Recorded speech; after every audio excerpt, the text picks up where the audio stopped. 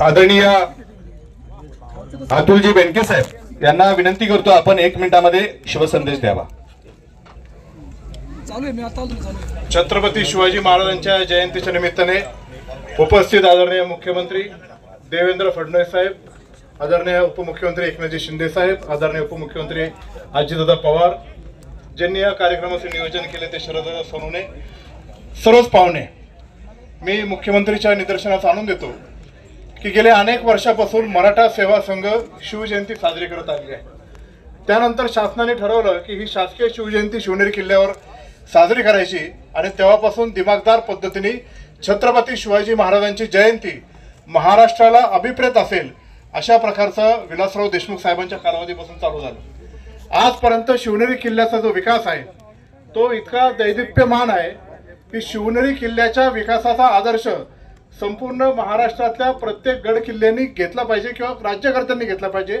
शिवनेरी एक model fort म्हणून तयार केलेला आहे आणि मला अभिमानाने सांगावं असं वाटतं की आपल्या राज्याचे उपमुख्यमंत्री आणि या जिल्ह्याचे पालकमंत्री डे 1 पासून तर आत्तापर्यंत या शिवनेरी किल्ल्याच्या विकासाचे शिल्पकार आहेत। ही जी काही झाडी असतील, इथले देवराई असतील, इथले जे काही फोर्ट रिस्टोरेशनचं काम असेल, स्ट्रेंथिंगचं काम असेल, पायावाटा असतील, जे काही पडक्या भिंत वाडा जे असतील, हे सर्व पूर्णत्वास नेण्यासाठी शासनाच्या वतीने ही सगळी मदत केलेली आहे।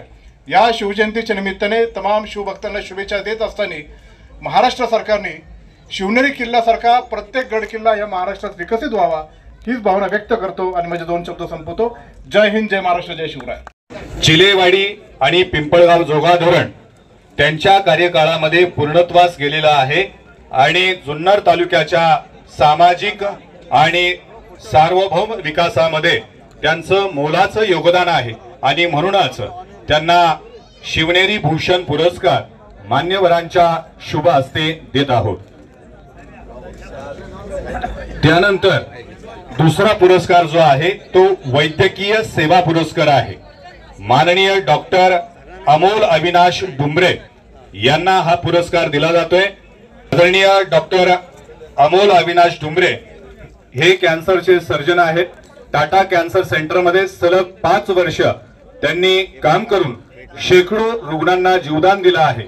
कॅन्सर सारख्या आजारावरती ग्रामीण भागामध्ये उपचार मिळावेत यासाठी त्यांनी ग्रामीण भागामध्ये हॉस्पिटल उभं केलं आहे आणि म्हणून त्यांना हा पुरस्कार दिला जातोय। मी त्यांना विनंती करतो की आपण मंचावरती यावं। त्यानंतर तिसरा पुरस्कार जो आहे तो कॅन्सर सर्जन जे आहेत आणि ग्रामीण भागातल्या रुग्णांना उपचार मिळावेत यासाठी त्यांनी उदात्त विचार करून ग्रामीण भागामध्ये हॉस्पिटल उभं केलंय आणि म्हणून त्यांना हा पुरस्कार दिला जातोय, शिवनेरी भूषण पुरस्कार।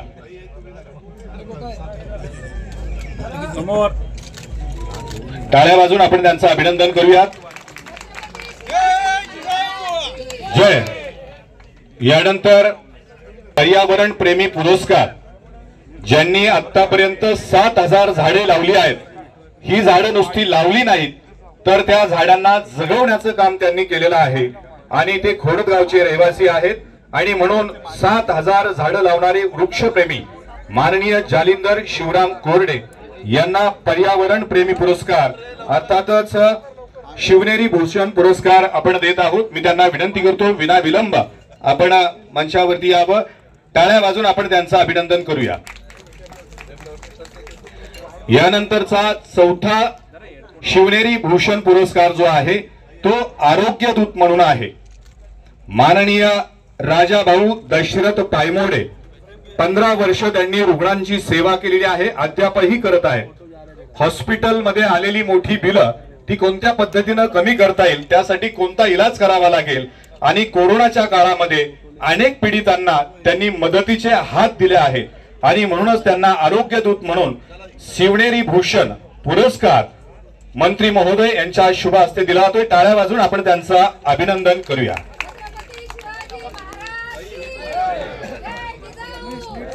धन्यवाद। आणि यानंतर 1 मिनिटामध्ये आपलं मनोगत व्यक्त करण्यासाठी शिवसंदेश देण्यासाठी शिवनेरी तालुक्याचे अर्थात